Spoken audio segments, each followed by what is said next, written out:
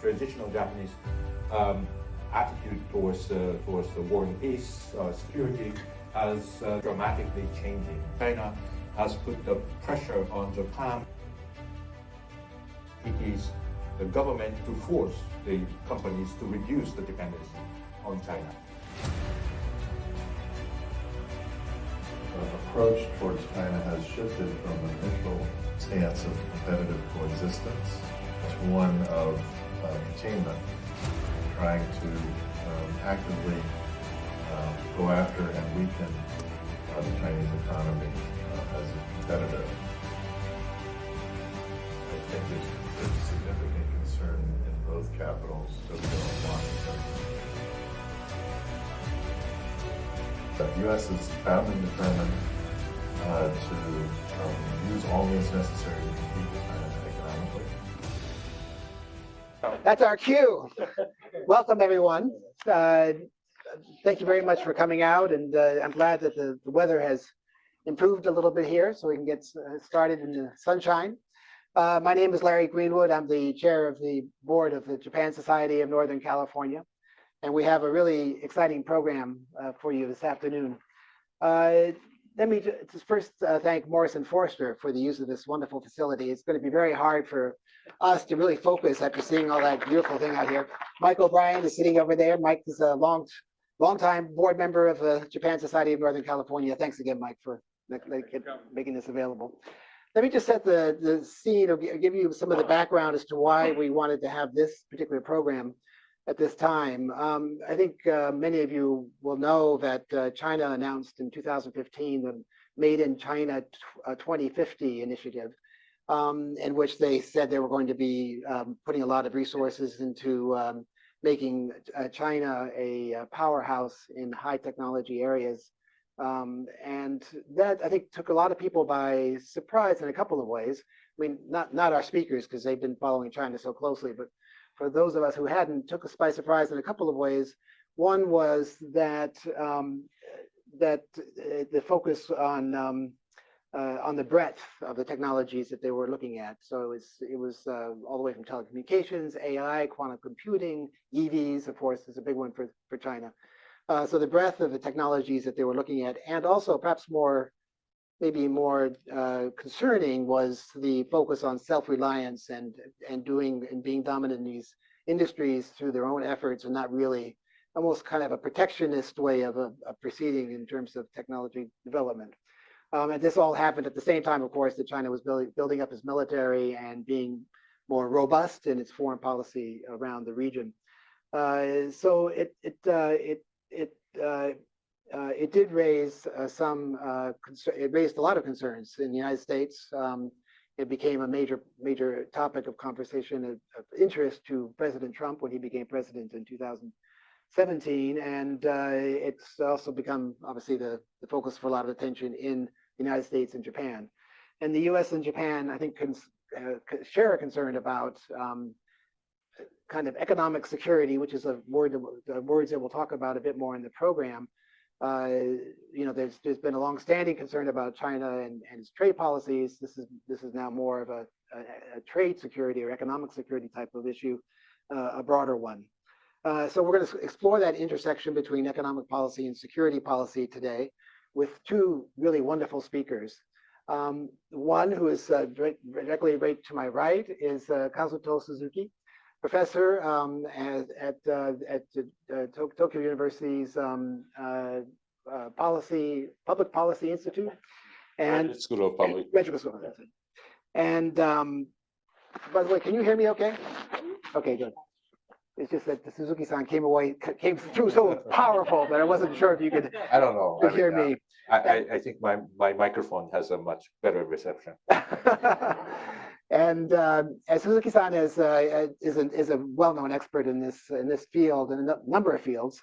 He's studied all around the world, in UK. He's worked in France, and of course he's now in Japan. He's also an expert on space policy in Japan, and is in fact a member of the Cabinet Space Policy Council. So and that's relevant for this discussion as well. So if people have questions about space, please don't hesitate. The other speaker is Ambassador Tong. Kurt is an old friend of mine and a colleague. We served together in the embassy in Tokyo in the mid 90s. And Kurt has had a very distinguished, a long 30-year career in the State Department. Was among his most, I guess, before retirement, his position was. Did you do the DAS before or after Hong Kong? Before. That was before. So the last one was the Hong Kong Consul General, where he was in Hong Kong as the U.S. Consul General during a very interesting period.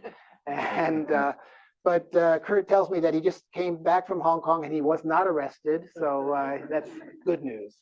Kurt also was the APEC senior official, and during the last time that U.S. hosted the APEC. As you all know, the U.S. is hosting APEC this year, and the leaders meeting will be here in San Francisco in November. So he has that background as well. He's also served in addition to Japan, where he's been there twice. He was the deputy chief of mission as well. He's also been in China, Seoul, and Manila. So great speakers, really looking forward. What I'm going to ask is for Professor Suzuki to go first and just say a few words, kind of top line views on the issue of China, or U.S. and Japan collaboration vis-a-vis the Chinese competitive threat in the area of technology. And I'll ask Kurt to also say a few words, and then I'll have some discussion that I'll moderate, and then we'll open it up to Q&A to you all. So, Professor Suzuki. All right, about 10 minutes. So? Yeah, sure. Okay. Well, first of all, thank you very much for coming. I'm very glad to see such a wonderful group of audiences. My name is Kazuto Suzuki. As Jeffrey mentioned, I do a lot of things, but one of issue that I'm working on currently is an economic security. So I'll just try and explain the context of what happened in Japan, and particularly the last May, there was what we call the ESPA, the Economic Security Promotion Act, has been established by the Diet, and there is a new national security strategy, which is adopted by the cabinet last December. So there is a sort of a growing interest in the concept of security in Japan, and perhaps many of you who are familiar with the Japanese tradition, or the traditional Japanese attitude towards the war and peace, security, has dramatically changing. Let me just explain a little bit of the context of economic security first, and then talk about the national security later. First, the Japanese concerns of the economic security comes from the 2010, when the Chinese fishing vessels have collided with the Japanese Coast Guard vessels, and the Japanese Coast Guard has arrested the captain of the fishing boat, and this captain was under arrest. But China has put the pressure on Japan by stopping the export of the rare earth mineral. And that was the first time that we experienced the direct economic coercion from China. China has not been using this the method of stopping the export towards other country as a means of economic coercion, because Japan has brought this case to the WTO, and the WTO has ruled that the Chinese exercise was irregular and not complying with the WTO rules. So since then, China has not been using this, but the Chinese economic coercion has been took in a different form of stopping the imports of the goods from different countries, and particularly when there is, the countries like Australia has been criticizing the China for not allowing the WHO to inspect on the biolab in Wuhan, which is today's topic, but which is on today's news. That was when in 2019, then 2020, and then China has stopped the imports of the coal, iron ore, wine, and other agricultural goods. When the Norwegian Parliament has given the Nobel Peace Prize to the anti-communist regime in China, then China has stopped importing salmon from Norway. Lithuania is another one that when Lithuania has established institute to facilitate the relationship with Taiwan, and then the China has also put another coercive measures against Lithuania, or not exactly Lithuania, but against the EU. So there are a number of methods that China is using as to use the economic means as a weapon to force other countries. And this is actually in Japan considered as similar to the military threats. So the China, because our dependence on the Chinese economy and Chinese market is so huge that there will be a vulnerability. So no matter how much we try to build up our military capabilities, if China changes its regulations, China uses these economic tools to prevent the Japanese imports and exports, then Japan will suffer from the Chinese pressure, and most obviously in case of the 2010, Japan has actually conceded to Chinese pressure and released the captain of the fishing boat. So we don't want to repeat that sort of an experience, and then we are. This is the background of the idea of economic security. The ESPA, the Economic Security Promotion Act, was established in order to provide the more resilience of the supply chain, which means the diversification of the goods from China, and to find the different suppliers and find the different places for the production. So there is an encouragement by the government to shift the dependence on China and trying to find the alternatives. However, this economic security has been always the problem of the different interests. When we talk about the military security, then it is all up to the government decisions. So the government's strategic interest is reflected on the Japanese military posture. But in case of the economic security, the Japanese government security interest does not directly reflect on the posture, because it is the companies that is responsible for the market activities. So if Japan wants to reduce the dependence on China, then it is the government who ask or to force the companies to reduce the dependency on China. However, for the companies, the investment in China is already there. The China is the best place to produce or to interact. It is directly affecting on the company's interest. So in case of the economic security, there is always the conflict of interest between the national security interest and the company's economic interest.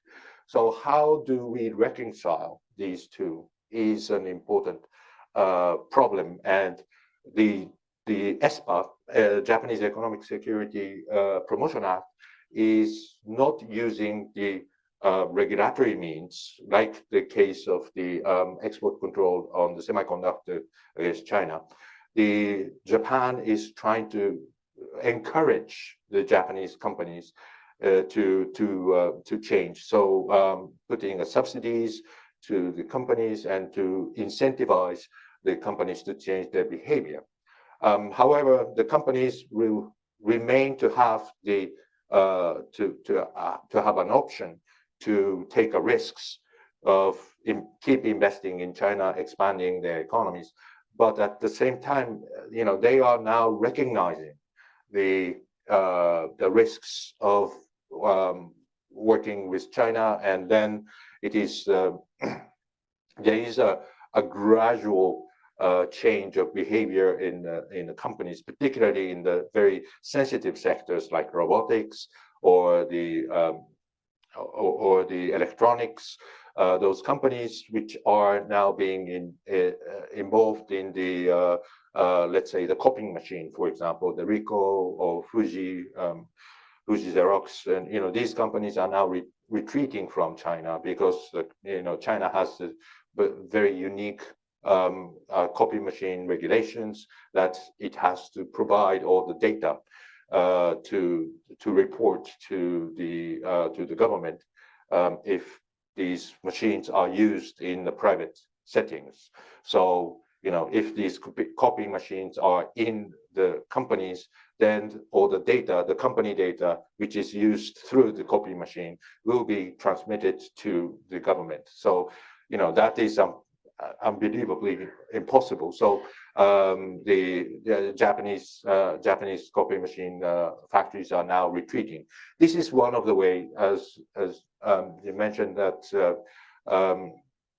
one of the way to protect the industry for the Chinese market. It is the way to reduce the share of the Japanese companies' products in the Chinese market, and to introduce the Chinese products. So I think this is a very another way of progressing problem in the relationship between Japan and China.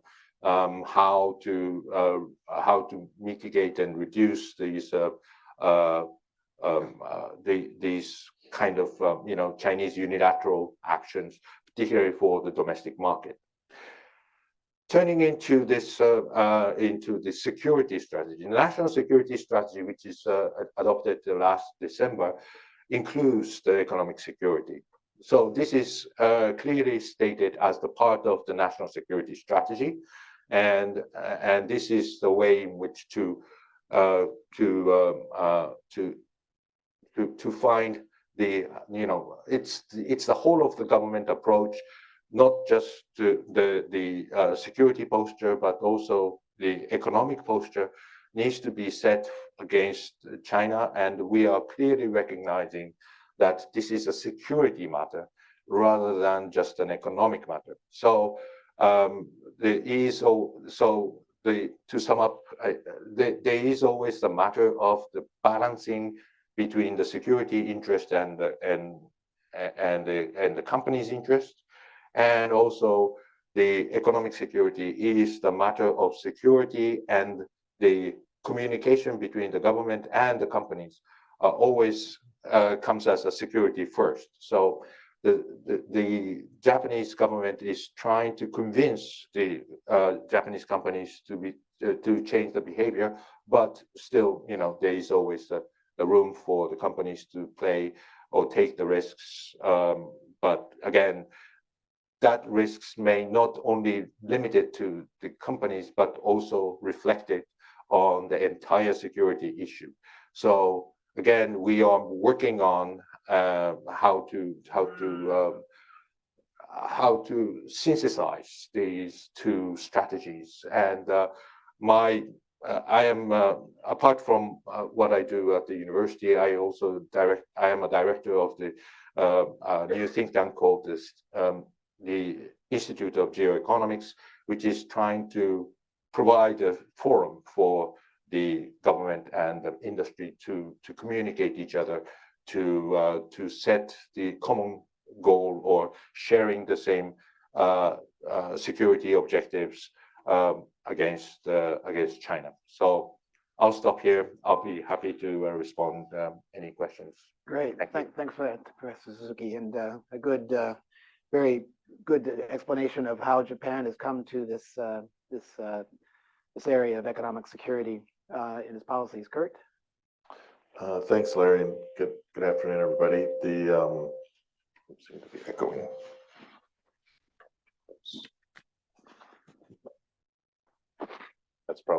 better. It's great to be in California. They're in the tropical rainforest. On what appears to be the California version, the Silicon Valley version of K Street, with lots of law firms. I noticed Wilson Sonsini across the street. That was the last time I was on this street, was over there. So I expect to be back in that building over there maybe next time, but we'll see. On reflection, listening to Suzuki Sensei's remarks, which were excellent, and it's a real honor to be sharing the dais with you. The way I want to characterize the view from Washington or U.S. policy on this issue set is similar to Japan, but ratcheted up to a higher degree. And I would describe one difference is that most of what Suzuki Sensei was describing is reactive policy to perceived threat of China. But the U.S. policy, I think, could be described in the current circumstances, the current day, as proactive. If you will, picking a fight with China in the area of economic security. I won't go into the reasons behind that because then we'd be here for a good long time. But it's fair to describe the Biden administration policy toward China as viewing China as a comprehensive strategic competitor of the United States, ideological, diplomatic, economic, military, even in person-to-person affairs, seeing some threat from China. And in that context, its approach towards China has shifted from an initial stance of competitive coexistence, which is probably about where Japan is, compete and coexist, to one of containment, trying to actively go after and weaken the Chinese economy as a competitor. And so in the area of China policy in general and economic security policy in particular, the Biden administration has described for itself a policy using the following mantra of, and here's where there'll be some structure to this: invest, align, and compete. By invest, the administration is referring to an effort to use China as a fulcrum to increase investment in the U.S. economy in a government-led fashion. So some of that has been more traditional. The infrastructure bill, for example, which in political terms referenced competition from China significantly, was just an infrastructure bill. It's just a bunch of money to build stuff that we should have built a while ago. So that's nice. The Inflation Reduction Act was a combination of that plus environmental subsidies and investments, but again, referencing China as a strategic competitor. And most significantly, the CHIPS Act, which was the remnant of a comprehensive China competition bill that did not pass, consists of outright industrial policy to compete with China. China does industrial policy. That's in the constitution of China. It is a communist country, so theoretically the people own the means of production, and the government therefore manages the investment in the means of production through state-owned enterprises, and tolerates the private sector because it's more efficient. The U.S. is now attempting to do that with industrial policy, and this CHIPS Act is $52 billion to be given out to produce semiconductor factories in the United States. The interesting thing about this is the question about whether it's going to work. There are reasons to think that this could be less than successful effort. One, the U.S. government doesn't know how to do this, and so is in the process right now. And Secretary Raimondo on Tuesday may announce the rules for competition for this funding. but there is no Department of Investment in the United States. And the US government will have to figure out how to decide who gets the money, why, how much, et cetera. There's a whole question about what rules will be bent in order to do this.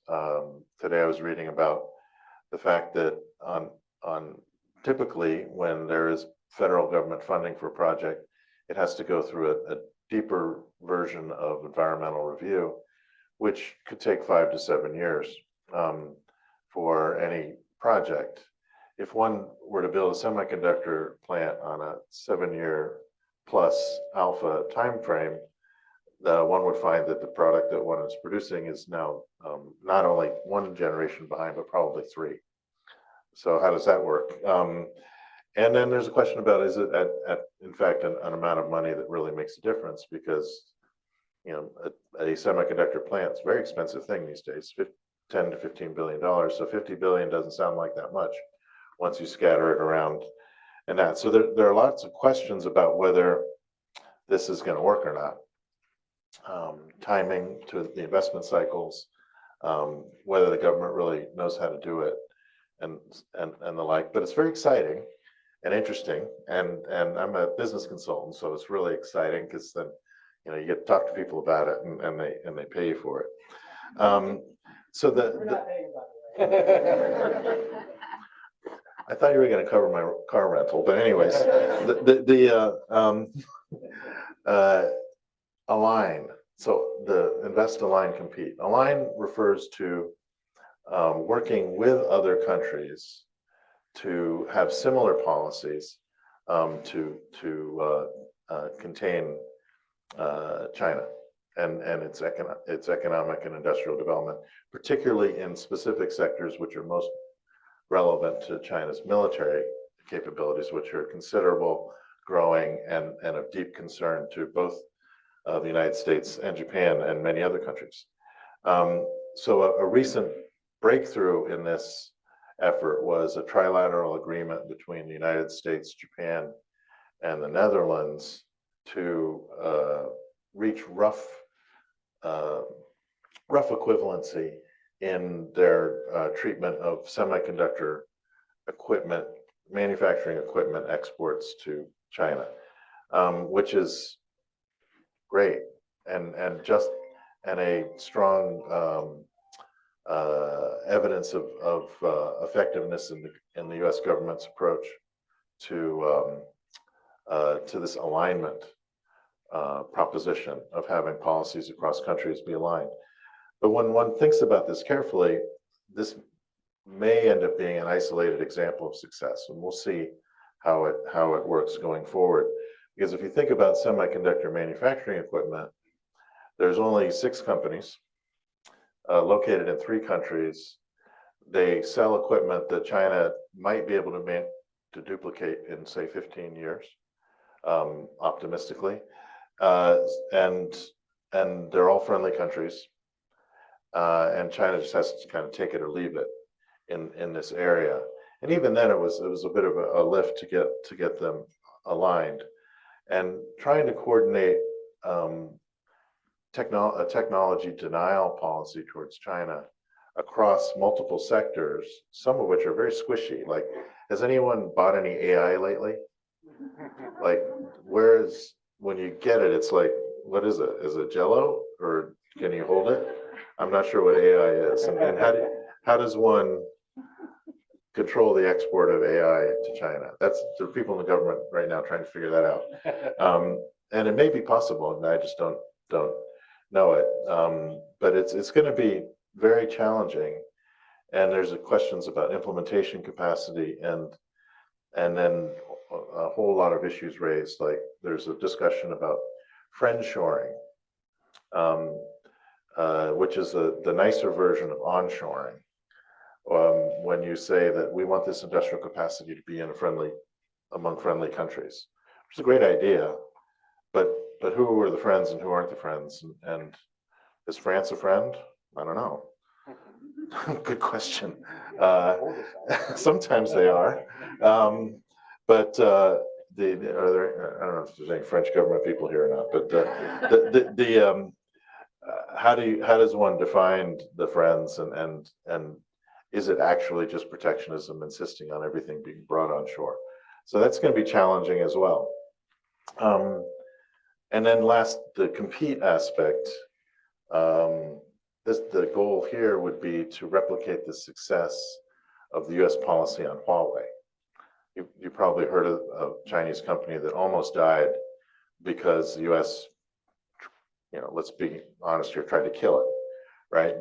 By saying that it couldn't sell in many countries its telecommunications equipment, and it couldn't get any inputs from advanced countries, or the U.S. was trying to orchestrate that. It was largely successful, and Huawei had to remake itself into a different company and get huge subsidies from China in order to survive.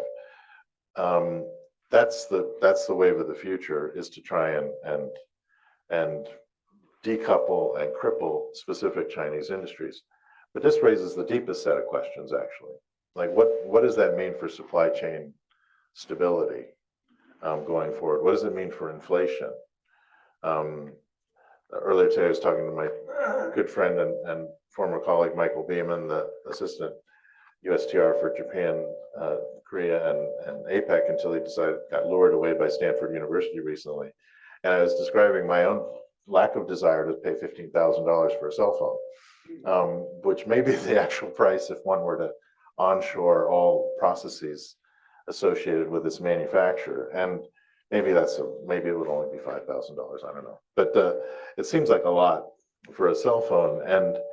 And then how do we deal with the constitutionality issues of saying to U.S. companies, it's your money, but you can't do this with it, and you can do that. You need to have a legal justification for that, which is usually the International Emergency Powers, Economic Emergency Powers Act that Larry's very familiar with, the IEPA, which was written in I believe 1917 in order to fight a war with Germany and Austria, and so the legal justification for these kind of actions against China is that we're at war. Let's think about that for a second.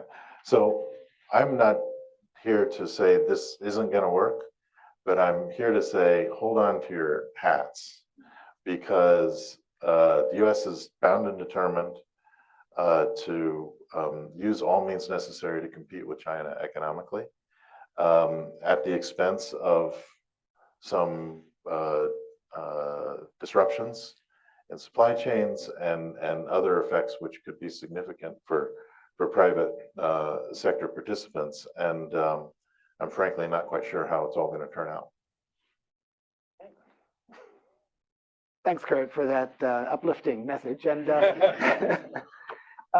actually, let me just go right into that issue then with Suzuki Sensei. So I think Kurt mentioned that the U.S. approach is now moving from one of competition and coexistence, which maybe is where Japan is now, to one of containment and denying China technologies in order to basically weaken them, is what you said. Is that Japan's view as well? I mean, does Japan go that far? Do you also see, because what you were saying is that Japan is more concerned about the power that China has because of the reliance of Japanese and other countries on Chinese exports, that you're concerned about them misusing that power, and therefore you want to get a bit more, less reliance on the Chinese exports, which is really it's a different point of view, right? Mm-hmm. So how much does Japan buy into this containment versus as a means to keep China from developing technology, particularly military technology? And how much are you still very much looked at coexistence as the right policy? I think my talk and Kurt's one has a good contrast. I think in Japan that there is no consideration that we are at war with China, and we are not trying to contain or to reduce the Chinese capabilities of, well, of course, we are happy that China doesn't have the capabilities, warfighting capabilities, so reducing the access to the technologies which might be used for the military purposes is a good thing. But that's not the objective of Japan. The Japanese economic security's objective is basically to reduce the impacts of the Chinese statecraft. So I think that the purpose are quite different, and and in addition to that, we don't really have the similar legal framework like IPA, the International Emergency Economic Protection Act, the 1971. In Japan, we do have the legal framework called the foreign exchange, foreign trade law, which allows only when there is an international effort of putting certain sanctions on other countries. So Japan can only exercise these export control measures when there is, let's say, UN Security Council resolution or G7 communique or some sort of an international effort to protect international peace and security. We can't really do that from the national security point of view. So in that regard, what we can do is to prepare for the risks rather than be offensive to take the measures that offensively controlling the Chinese access to the technology. So I think the objective of the United States and Japan are quite different, but we take the similar measures, but for the different purposes. So, and one quick follow-up on that is, and that is, you mentioned that there's a constant tension between the government and corporate companies, and would you see that tension being that one of the reasons that Japan is more open to coexisting with China is that obviously there's a corporate interest in doing so. There's an economic interest. Is that an element? Oh, definitely, yes. There is a strong pressure from the industry and businesses to keep the gate open for coexist with China and to allow the corporate activities in China for the non-strategic matters. So, T-shirts or shoes or whatever, these kind of things are open to free trade. The Japan keeps saying, the Japanese basic national position is to establish the rule-based international order. And the rule-based international order, and in terms of the economic relationship, the rule is basically based on the principle of free trade. So,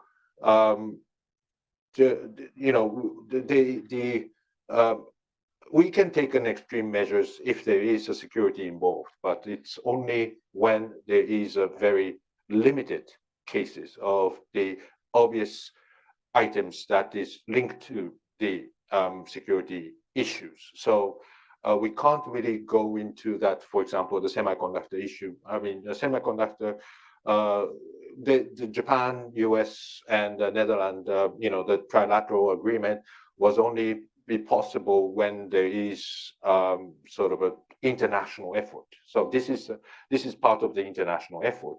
So if this is a bilateral effort, then we might have legal difficulties to implement these trilateral agreements. But just bringing on one or two countries like Japan and Netherlands is sufficient legally in Japan?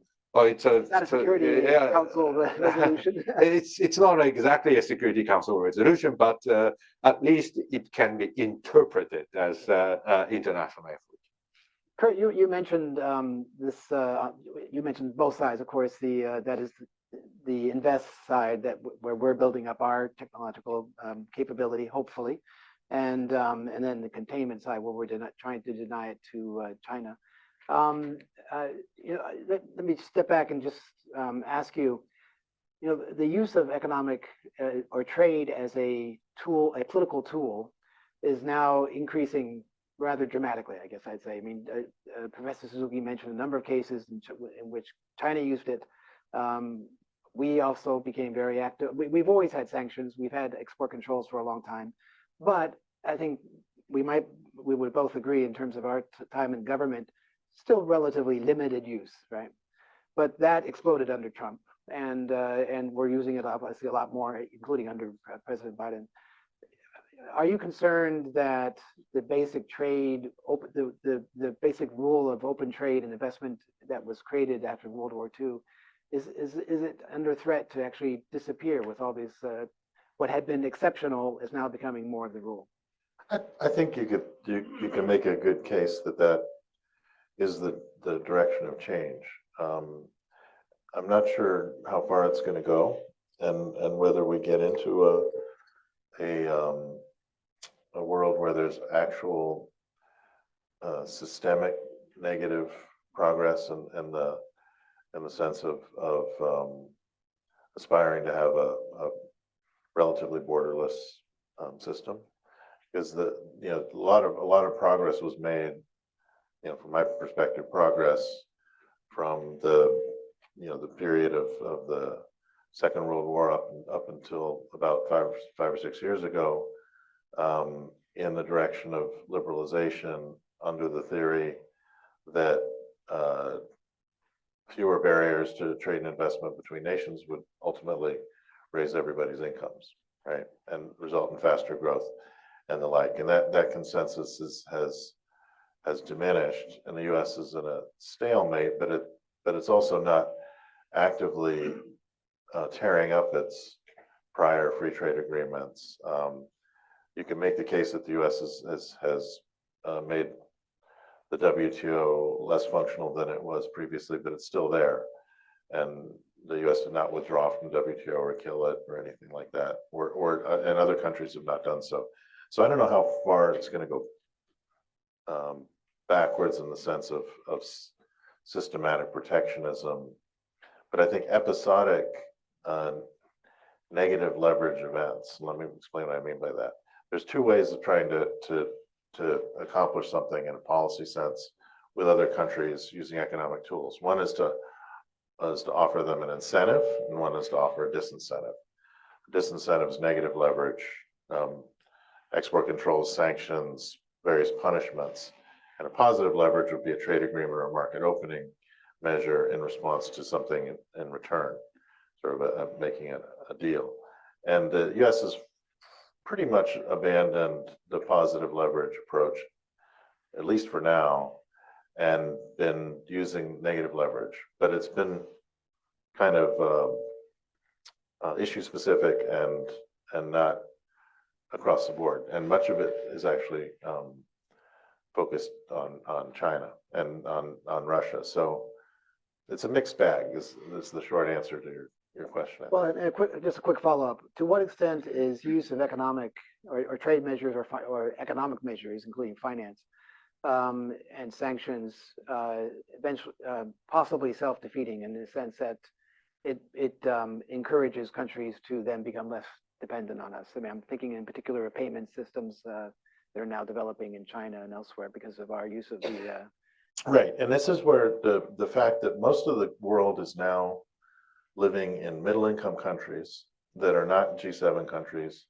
and are not China and are not the US. And they've got a voice in how the future plays out on all this. And you use the example of payment systems. So if the US sanctions Chinese banks, then theoretically other countries might think, well, we're next, so let's back out of the US-led global payment system. But they also might think, oh, that was China. That's never going to happen to us. And so I'm not sure how far is too far in terms of using negative leverage. What some people are now predicting is that there's going to be two economies on the planet, one US-led and one China-led, and that's all great because US-led one is like 180 countries and the China-led one is about 4. But the disruptive impact on supply chains, which I was referring to earlier, I think is perhaps the greater concern that I have, is that we'll all be paying a lot more for everything as a result of the disruptions, and and that will lead to slower growth and lower incomes, and including in these middle-income countries that are just trying to catch up with the West. Professor Suzuki, Kurt had mentioned earlier about the U.S. investment in technology in order to better compete with China. How does Japan look at, does Japan also look at China as a threat in terms of technology and dominance in sectors where Japan is now powerful or could be powerful in the future? Do you consider that technology, what is your view on Made in China 2050? Is Japan also looking at substantial increases? I know they are to some degree because they've had U.S. agreement on it. To what degree is Japan investing in these advanced technologies and to better compete with China? Well, in terms of technological development, Japan and China has already in the sort of there is an increasing gap between Japan and China is in ahead. So from a Japanese point of view, what is important is to protect what is left on Japan. So some of the industrial goods like carbon fiber or the multiple use of fax machines, or things like perhaps I don't know. There are several few areas where the Japan is still maintaining the sort of technical superiority, and we are more concerned about the Chinese, the industrial espionage, the leak from the loose end of the technological control, like universities or laboratories which accept Chinese, Chinese students. There are a number of ways that the China has approaching to the Japanese industry to let's say steal those intellectual properties. So these are more concerns rather than so. I think from the Japanese point of view, to be honest, China is no longer a competitor in terms of the technology. China is because they're so far ahead. Yeah, they are far ahead in terms of the scale, in terms of the investment, in terms of the number of the researchers. China is always sort of a scale ahead. So it is. We are trying to find a sort of a niche strategy to find the area where we can be more competitive, and the semiconductor manufacturing industry is equipment are one of those sort of strengths of Japan. The material is another. So we are in this trilateral agreement with the Netherlands and the United States for protecting our industrial leverage, industrial superiority in the manufacturing equipment industry and the material industry. So the objectives are quite somewhat different from the United States. We are not trying to make to put the China down, but we are trying to protect ourselves and to maintain our industrial lead. Interesting. Kurt, let's turn to U.S.-Japan cooperation in this area of technology development. There's a number of bilateral initiatives that are going on. What's your take on that? This goes a little bit to what Suzuki Sensei was saying earlier about the difficulty of governments telling private companies what to do, because it's hard to tell companies you will collaborate with your Japanese competitors, and vice versa. But there is, for example, areas like basic R&D where maybe cooperation is easier. But what's your take on these various agreements that we have on technology, collaboration on technology? I think there's at the government level, there's a lot of talking going on, and that sets a mood for two things. One is more as you said, in the basic research area, there's an enormous amount of collaboration between U.S. and Japanese scientists, and there's strong encouragement for them to do that, do more of that, including government funding that supports that. But in the private sector, it's more sort of setting a mood and a set of expectations. And I do think that has an impact on business decisions. So I would expect to see what is already significant collaboration between the US and Japanese advanced technology companies continue to deepen, particularly when there's a lot of these areas are quite risky and require a lot of capital, and you also want to be assured of having multiple markets for the ultimate product. So there's a strong logic behind deeper industrial collaboration. I would say there's also one area where I expect to see a huge increase in industrial collaboration is in the defense sector, where Japan is restructuring the legal strictures governing the defense industries in Japan, and the Japanese government is increasing its budget, and so there is every reason to think if people can be creative in how they approach it, that there should be a lot of cross investment and joint production agreements in that area. I'm going to open it up to Q&A now, but let me just ask one follow-on question before I do. And that is, what are some of the areas besides semiconductors, because we're pretty familiar with that, what are some of the other areas where US and Japan at least are talking a lot? I think that they're, again, in defense sector, in materials, there's a lot of discussion. There's a lot of talk around, again, a more defensive agenda around rare earths, the inputs for energy, for green energy investments. I think there's significant concern in both capitals, Tokyo and Washington, about the dependence upon China for battery technology, for solar panel technology, for some of the rare earth inputs that go into each of those.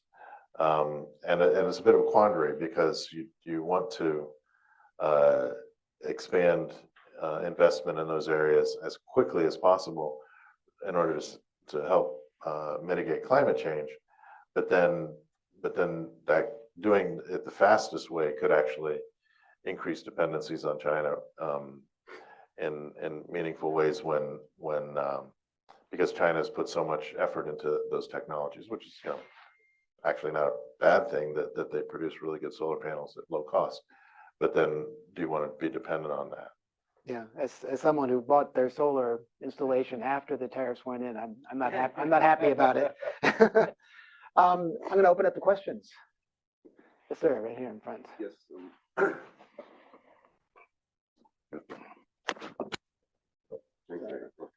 Yes. Hello. Can you press? Yeah. Now it should work. Yeah. My question is about South China Sea, especially the military buildup on the artificial islands over there. Considering the amount of international trade passing through that area, that really concerns not only China and Japan, but rest of the world. Talking about the positive leverage you just mentioned, is it possible to persuade China to give up a claim on those islands so that rest of the world can be at peace? And especially like positive leverage, can they be offered some other islands in Falkland Island in exchange? So go there and build up, just like Hong Kong, lease 99 years lease, and just build whatever you want over there. I think Greenland's for sale as well. So that's yeah, exactly. Something like that, instead of fighting and containing and all those things, just use positive leverage. You were looking at me when you asked that question. And, I think it's a fascinating and creative idea. I'm not sure. The UK fought really hard to keep those Falkland Islands from Argentina, so I'm not sure whether they would be willing to give them up. Argentina can also be given some share. Yeah, Give up that. I think more serious answer is in South China Sea that we're kind of in a situation where China would like that body of water to be one where it has veto power over who uses it. And the other nations surrounding the body of water are very unhappy with that prospect, and increasingly will be making investments, perhaps in tandem with the United States, to prevent China to have that degree of leverage. And so that what I'm describing is an increased rather than decreased militarization of that region, which hopefully results in a peaceful balance.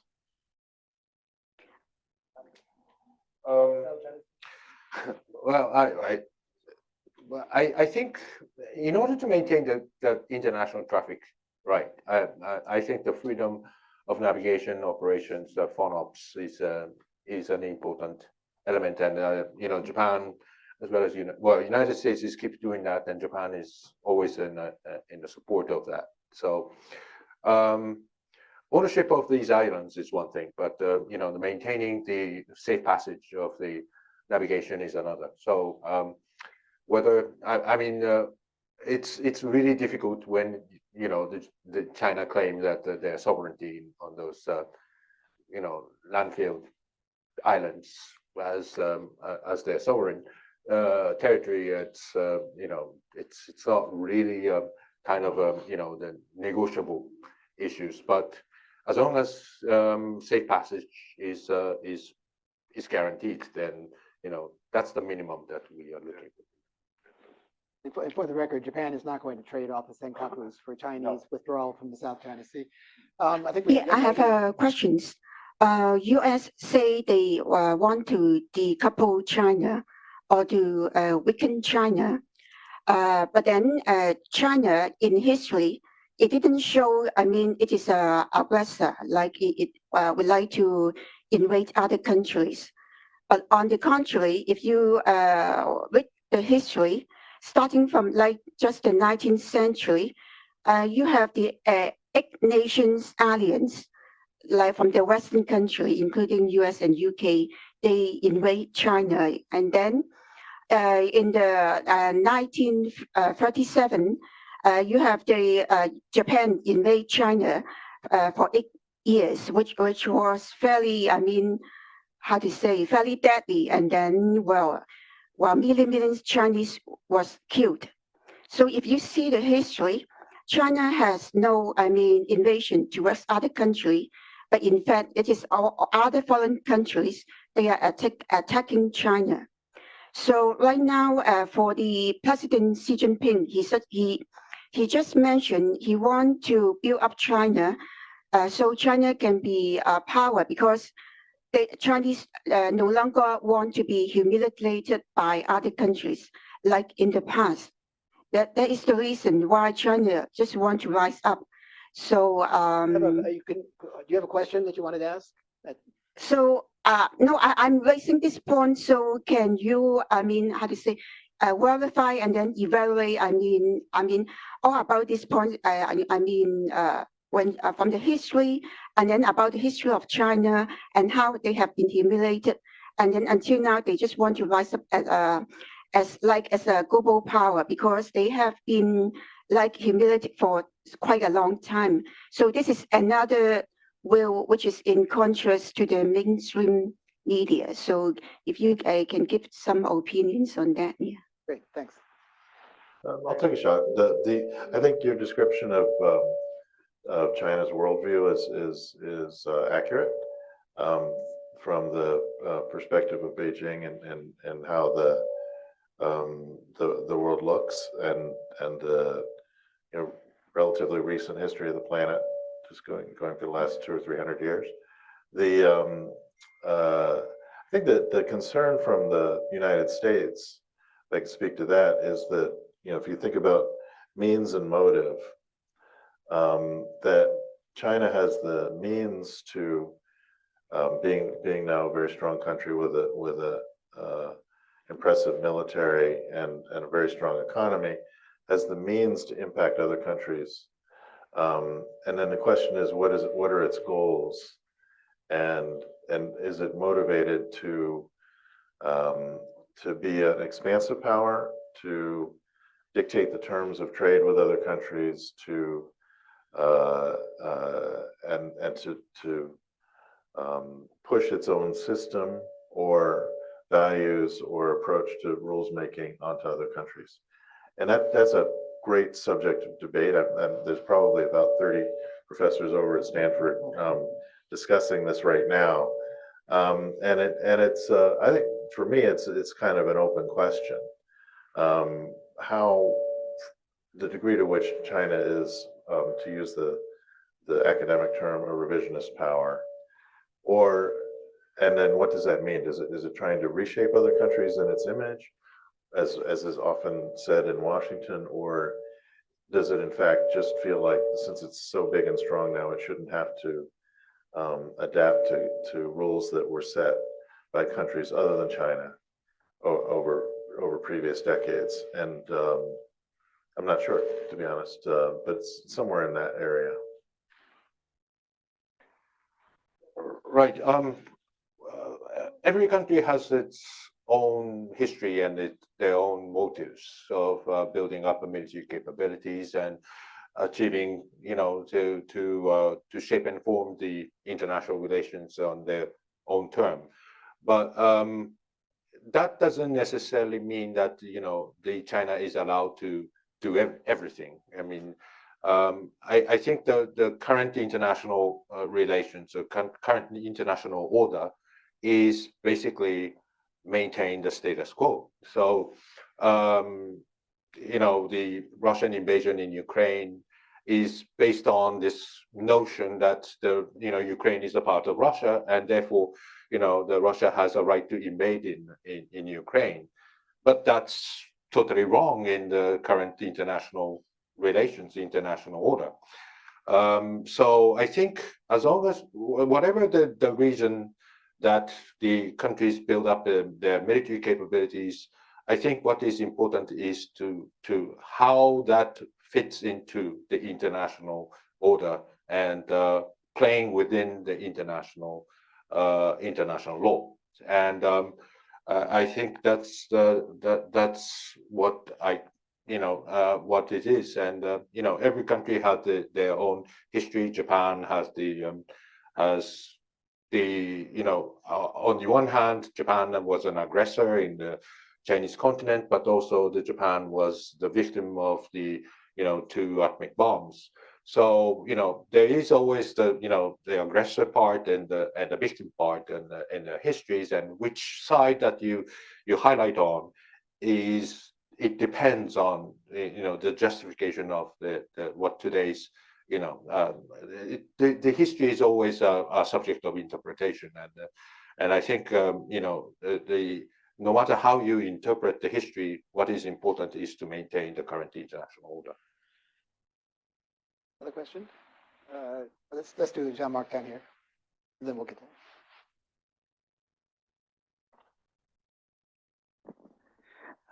Hi, I'm Jean-Marc Blanchard. I thank you for your remarks. This is directed at Professor Suzuki. You just mentioned Ukraine. I did some research work on European economic security policies towards China recently, and one big thing for them was the Russian invasion of Ukraine. Is that relevant in the Japan case? And the second question is, the tendencies that you're seeing, are they independent of who is the leader in Japan or who is the political party in power? Thank you. Right. The first question, yes, the Japanese discussion about the economic security comes from the experience of 2010 rather than the 2022. So I think there's a change of perception about the security in general because of the Russian invasion in Ukraine, but the concerns over the economic security comes from much earlier stage. So The Russian invasion in Ukraine, and particularly with regard to the Russian sanctions against Russia, has made it more relevant to the Japan's activities on the how to use the economy for the security purposes or the strategic purposes. But the problem is that, again, as I said, the Japanese legal framework doesn't allow the unilateral sanctions. So the G7 common action has made it possible for Japan to join the sanctions against Russia, but at the same time, the Japanese industry, which has certain stake in Russia and which depends on the fossil fuel from Sakhalin, especially, are now being in the very they are under a heavy pressure. So the Japanese Ministry of Economy, Trade and Industry is trying to find a sort of a narrow path to, on the one hand, maintaining the strong posture against Russia, but on the other hand, to maintain the sort of supply from Russian, particularly the natural gas. So yes, I think this is a test case for the Japanese economic security. The leaders, first of all, Japan has a very rare experience of changing the government. So which party doesn't really matter. I think who is in the leadership is also very important. I mean, if it was Prime Minister Abe, then it may be different from the way in which that he reacted to the Russian invasion in Ukraine. I mean, less that than the policy towards China is, but well, policy towards China are not that different, but it depends on well, there will be a difference in the sort of emphasis. For example, they are very hawkish. I mean, they're very, taking a very, strong view against China. In particularly the Abe factions, on the sort of a right wing of the LDP, whereas Prime Minister Kishida is relatively mild in a way that he's a more centric, taking a centric view. So although he recognized that China is the largest strategic challenge, but that doesn't mean that he would take a sort of an immediate action to against China.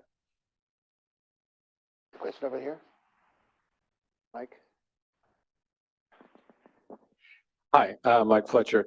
I think this is really for Suzuki Sensei, but I appreciate, Kurt, your thoughts as well. The regards to space policy and what's happening in space right now, security space in particular is becoming more and more commercial based. In the United States, the policy is becoming more buying services as opposed to DoD and the intel community providing their own platforms. And I think in Japan, the MOD and the Cabinet Office is following suit along these lines, but they're a little bit behind, I think, where the U.S. is.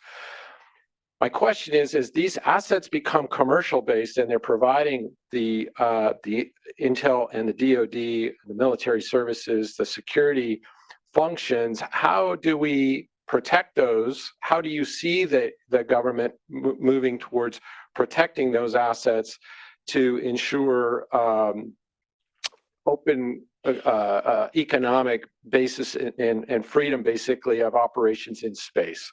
It seems like this is an area of concern, and I'm sort of curious as to what you're seeing in terms of your involvement in that, particularly in terms of the overall economic posture, but maybe specifically for the Asia-Pacific region. Right. Well, this is not a regional issue. I think this is more a global issue, and I think the United States is more concerned about how to protect the commercial assets in space when it was used for the military purposes. I think this is particularly the case of the Starlink, for example. The Starlink is used for the Ukrainian forces, and it can be sort of a target of the a disruption from Russia. There is no physical way of protecting the space assets. So what you can do is either to set up the institutional framework to not to allow the foreign countries to attack physically or kinetically on the space assets. So this is one of the reasons why United States and Japan joined the United States initiative to declare the ban on the direct ascent ASAT test. I think these are one way, but the other way is to deterrence. One of the reasons why the Russians are not attacking Starlink is because there are more than 3,000 satellites, so you can't shoot them down. It's physically impossible. And the second, if Russia shoot down the Starlink satellite, then the United States may take it as the act of war, and then that makes the United States engage the war in Ukraine. So that's not what Russia wants. Russia is carefully avoiding the direct conflict with the NATO member states. So Russia has done all the military action only within the Ukraine territory and not attacking anywhere else, largely because the Russia doesn't want to escalate the war between Russia and the Ukraine into the war between Russia against the NATO countries. So I think this is a deterrence, and that's one of the reasons why Russia is not attacking on the commercial assets that are used for the military purposes. So in this regard, I think China is regarding on a similar way for the commercial assets. If there is active functional deterrence, well, you never know how much deterrence works because you never know until the deterrence broke. So, but I think the deterrence is the one way of ensuring the safety of the commercial assets. Great. We have time.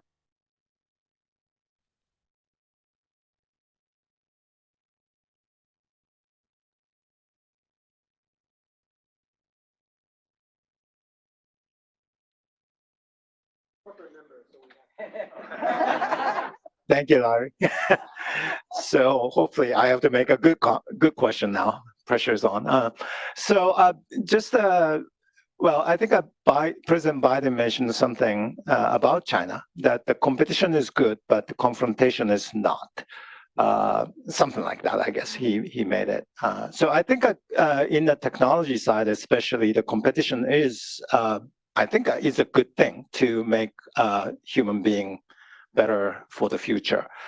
So, and then I guess, the U.S.'s point of view is that the competition under the rule-based competitions, right? So and then I think people are feeling kind of strange about China because that the competition has not been, rules are not being kind of kept by China.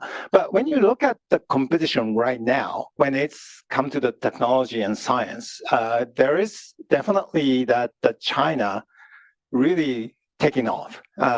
Perhaps that there are many ways to measure the science advancement, but the one way to do it is number of citations on that, some of the scientific papers and so on. I think that the last 2 years, if I remember correctly, China surpassed US, and then that they're the leading producers of scientific paper. So I'm wondering, we have to face the fact as well. Just that decoupling China is one thing, but that may kind of may take a risk of not being able to reach to that the top-notch science and technologies. Any kind of, I haven't heard any comments from that viewpoint. I'm kind of curious if there is any opinion or comments from that point of view. I'm happy to jump in on that. And mostly today I've been describing policies, but I'll give you a little bit of normative response in terms of what I think should be some of the guidelines. Because the approach to competition, competition's a nice word to use in the sense that it makes people think of sports, right? As opposed to war, which is, sports is like war with no one dying, and that's a much superior form of competition. You mentioned President Biden. I think President Biden, perhaps more than many of his advisors, has been careful to step back from the edge of saying that we're in an. He hasn't used the word economic warfare. Many people on Congress have, and some of his advisors have come quite close to that. He's a bit cautious, and I like that in a president that they're interested. He's pursuing both competition with China, but also stability in the relationship in order to avoid a downward spiral. And in particular, his handling of the Taiwan issue has been good in that respect. And I would like Congress to support him. But going back to your actual question, the competition requires rules, and the U.S. view is that China has either made its own rules or broken the rules, at least in terms of bilateral trade and investment type competition. And so the U.S. has felt that it's therefore okay to change the rules unilaterally back at China through technology denial, through tariffs under the Trump administration and the like. The real question that you're getting at is what areas end up getting broken as part of that approach. And I think that the scientific endeavor and person-to-person relations and cooperation in scientific endeavors is one of those. The fact of the matter is China has a lot of people, a lot of them are really smart, and the US can wish that they were not, right? But they're not going to get any less smart, right? And they're going to keep doing research and coming up with good ideas.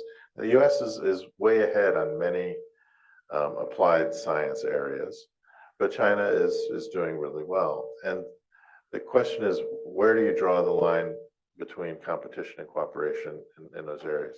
I would like to see a clear approach to that. And in particular, I admire the academic community's pushback on the notion that every Chinese scientist is a spy. And I hope that we're in a sort of academic town here. I hope that continues, and that people continue to put forward the notion that there is possibility of just good old cooperative research and development between Chinese and US entities at the same time that the competitive aspect is happening. Right. As the person who works at the university, I think this idea of the basic research has to be a property of commons, not the country. There will be a competition among the individual researchers, but not at the national level. I think what matters is the applications of those technologies to the military or industrial goods and products. And I think we have to make a distinction what kind of technologies or what kind of scientific knowledge needs to be protected, and what kind of scientific research has to be open to the public. I think Jake Sullivan has mentioned that well, I think this is a word of Jake Sullivan, says small yard, high fence. So those area of protection needs to be small as possible, but needs to be protected with a high fence. And I think this is the sort of a right attitude. And what is important is that we shall make the consensus about what are the items that needs to be protected. And I think we need to, the academics and the universities have to be open for the rest of the scientific area. But meanwhile, we have to be careful about not to penetrate into this fence. So I think this kind of distinction, the ESPA, the Economic Security Promotion Act, is trying to make that distinction. Japan has designated about the 20 different technological area, which needs to be narrowed down more precisely. But there are areas including the aerospace, the AI, etc. But these will be it's a work in progress. So it needs to be limited to narrowed down to the particular technologies. But Japan is trying to designate the certain technological area as the important critical technology, and the United States also have the 20 different area, which is different in terms of a composition, but the emerging critical and emerging technologies. So these are important, and we need to narrow it down to the number of items as small as possible, and then make it open to the rest, to the international public. Great, thanks. Unfortunately, the U.S. Definition of critical technology seem to be getting larger and larger every day, and including, as I think people here know, that there's now consideration of actually denying Chinese semiconductors tools to make memory chips and not even advanced chips. So it's the politics in Washington are quite difficult. Let me first though close by I'm going to call on President Pollock to close, but I need to remedy a grave error that I committed about failing to recognize Japanese Consul General Noguchi, who is here with us today. And thank you very much, sir, for coming. And with that, let me call on Steve to close us. You want the mic? All right, I'll borrow this one. Well, I'm Steve Pollock, president of Japan Society of Northern California, and I want to thank everybody for coming out in the rain to enjoy our conversation this afternoon with Ambassador Tong and Professor Suzuki. This program is actually part of something put on by the Sasakawa Peace Foundation. We received some grant money to support today's program on topics of interest to the community here. We had asked for one about competition and cooperation in technology between the US and Japan. And I don't think we could have asked two better people to come talk with us today than Ambassador Tong and Professor Suzuki. So first of all, I really want to thank them for their remarks today and for joining us. And just in case any of you aren't fully familiar with Japan Society of Northern California, we are a nonprofit dedicated to helping build ties between the Bay Area and Japan. We have programming across a wide variety of areas, including policy and politics, like today's program. But we also have many other areas that we cover, including food, culture, economics, business, innovation, healthcare, and many other things. In fact, in 2 days, we have a program with the support of the Consulate of Japan on awamori and Okinawan liquor. So we're going to be mixing special cocktail drinks for those of you who want to continue celebrating into the evening up in San Francisco. And then on March 9th, we actually have a program, rakugo, Japanese kind of comedic storytelling in English, that will also take place in San Francisco. So that's a real unique opportunity to hear Japanese kind of entertainment. And then in somewhat of a continuation of today's topic, on March 14th, we have some very interesting speakers who will be talking about CFIUS, which is the U.S. Government regulations on foreign investment that have been targeted in some ways at Chinese foreign investment in U.S. technology companies, but also have an impact on other international investment sources, including Japan. And we have a speaker who is both an attorney for Morgan Lewis and a longtime member of the Department of Justice working on CFIUS regulations, as well as a venture capital partner from Silicon Valley who can talk about the practical side of investment. And that will be taking place on March 14th in San Francisco. So without any further ado, let me kind of close today's program. We will have some networking and chance to meet each other and chat further over cocktails that have been kindly provided by our host, Mofo, and I want to thank them again for giving us this wonderful venue today and hosting our program. And we look forward to seeing you at other events and programs in the future. Thank you very much for your attention and attendance.